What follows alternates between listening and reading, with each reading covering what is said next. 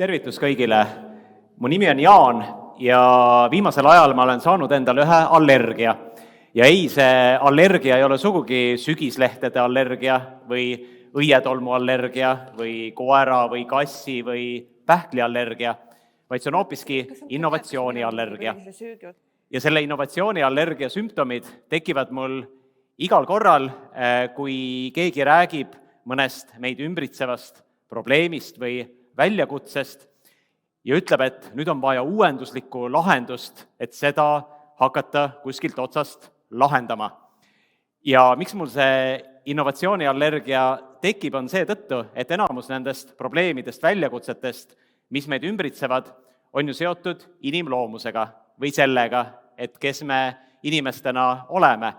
Ja nende väljakutsetega on tegeletud juba aastaid, aastakümneid, mõnikord aastasadu. Ja sellist innovatsiooniallergiat ja selle sümptomeid minul leevendaks küll see, kui me küsiksime iga selle väljakutse ja probleemi juures, et mida juba on tehtud, millel juba on olnud positiivset mõju ja siis need asjad, millel on olnud positiivset mõju, et kuidas siis neid asju juba laiendada, selle asemel, et igal korral hakata uuesti leiutama jalgratast.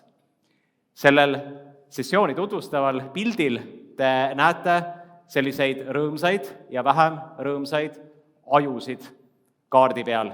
Ja need ajud sümboliseerivad Eesti lapsi ja noori, kes saavad iga päev kogemusi, millest mõned on rõõmsamad, mõned mitte. Küsimus on selles, kuidas nad neid mõtestavad.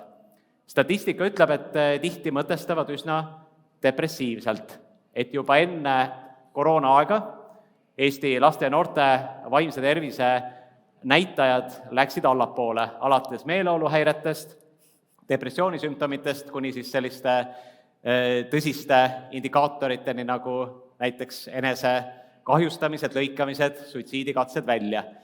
Ja ka vaimse tervise valdkonnas räägitakse üha rohkem sellest, et tarvis on innovatsiooni. Ja siis mul ka hakkab sügelema igalt poolt, et jälle see innovatsiooniallergia, kui on ju teada, et on Eestis ägedaid organisatsioone, programme, kes on selles valdkonnas juba väga palju mõju loonud ja kes ei ole veel kaugeltki kõikides koolides. Ja seetõttu ongi tänase sessiooni pealkiri, et kuidas laiendada mõju ja me vaatame seda vaimse tervise valdkonna näitel.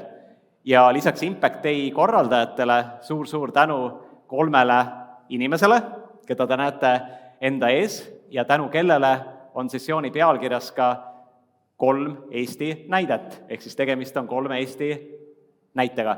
Ja suur aitäh ka Erasmus+ täiskasvanu hariduse programmile, kes siis aitab selle sessiooni tehnilise poole korraldamist toetada, et see oleks hiljem järel vaadatav ka.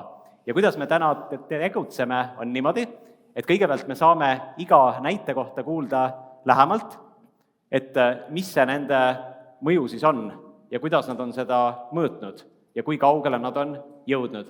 Ja kui meil on need 3 lühiesitlust ära, siis me istume mõnusalt siia ja räägime mõned sellised võib-olla keerulisemad küsimuskohad rohkem lahti ja siis on publiku seast võimalik ka küsida selle äpi kaudu küsimusi, et meie päevajuht siis hoiab nendel küsimustel silma peal.